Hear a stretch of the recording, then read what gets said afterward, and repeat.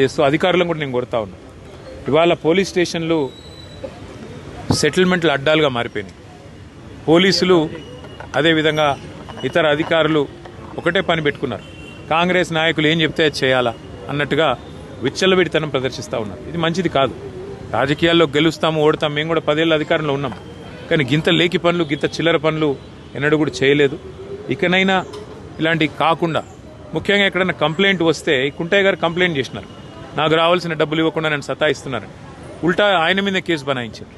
అంటే ఈ రకమైన వేధింపులు, ఈ రకమైన సివిల్ మ్యాటర్లో కూడా పోలీసులు దూరడము, సెటిల్మెంట్లకు ప్రయత్నం చేయడము, ఈ రకంగా అరాచకం చేయడము ఇది ఎంతమాత్రం మంచిది కాదు. నేను ఏ ఒక్కరి మీదో నేను విమర్శ చేస్తలేను. ఇది ఈ రోజు కుంటయ్య గారికి జరిగింది, రేపు ఇంకోరికి జరగవచ్చు. కాబట్టి ఇది మంచిది కాదు. దయచేసి కంట్రోల్ చేసే ప్రయత్నం చేయాలని చెప్పి కూడా నేను ఈ రాష్ట్ర ప్రభుత్వాన్ని కూడా కోరుతా ఉన్నా. కానీ ఆ కుటుంబానికి మాత్రం ఇవాళ ఇంతకంటే ఎక్కువ రాజకీయం నేను మాట్లాడను.